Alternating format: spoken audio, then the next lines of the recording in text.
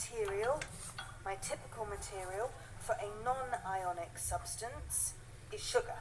So this is an example of a covalent substance, and I'm going to put some sugar now into this crucible.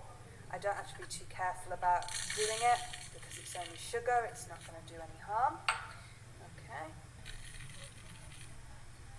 Okay, so I've got my sugar in my crucible, and I'm going to put that on the clay pipe triangle. Okay, and in my other crucible, I'm going to put a typical ionic substance, sodium chloride. So this is going to represent my ionic substance, and sugar is going to represent my non-ionic substance. Okay, so I've put them in those two crucibles.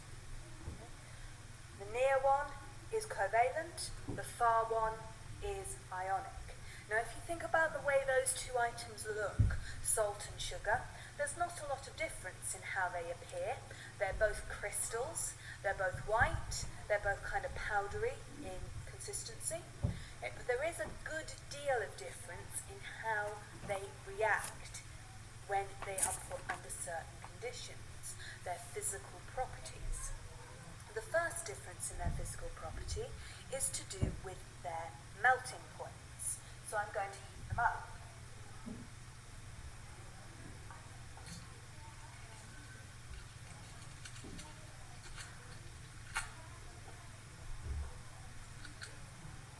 Okay, so my Bunsen burners are on, and I'm just going to turn them onto the blue flame so that substances get heated nicely.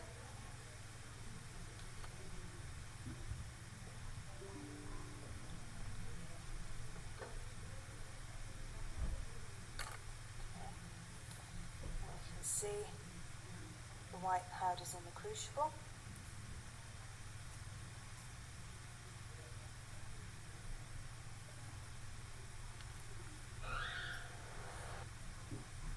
Okay, so I've been heating for about 5 minutes now, and you can see that the ionic substance, salt, has not really changed, whereas the sugar, we can see, has started to melt.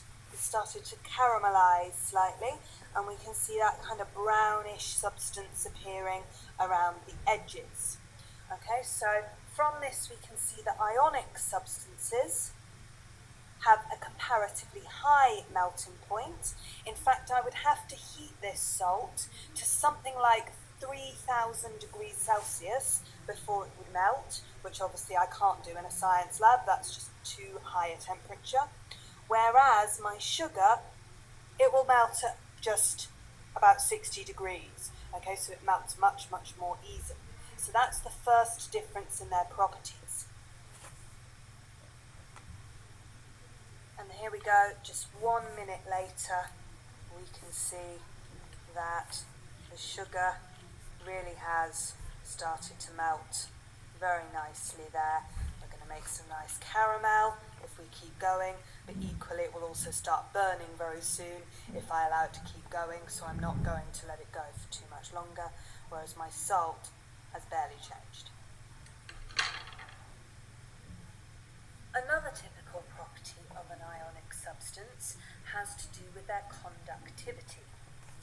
So if I take my sodium chloride and I take a circuit, so here I've prepared a circuit, I've got my power pack, attached to that power pack I have got 2 wires. They're both connected to some graphite electrodes, these are conductors, and one of those is connected to a bulb. And what that means is if I touch my electrodes together, we can see that the bulb lights up. So if the circuit is complete, I'll be able to see it through the bulb. So if I put my electrodes into my salt, my ionic substance, we can see the bulb does not light up. Okay, this means, sorry, that was me touching them together accidentally. Okay, we can see the bulb does not light up, which means that this solid ionic substance does not conduct electricity. So they do not conduct unless I touch the electrodes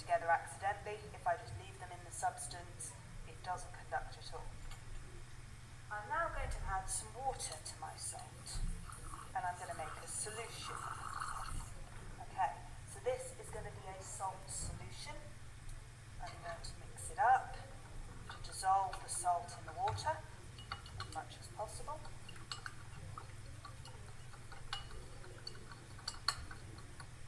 Okay, and now when I put my electrodes in, you can see, even if they're quite far apart, my bulb lights up. Okay, so I'm showing here that the substance does not conduct when it's a solid, but it does conduct when it's in solution. And just to prove that this is not an anomaly, it's not something which rarely happens, I've also got some potassium chloride.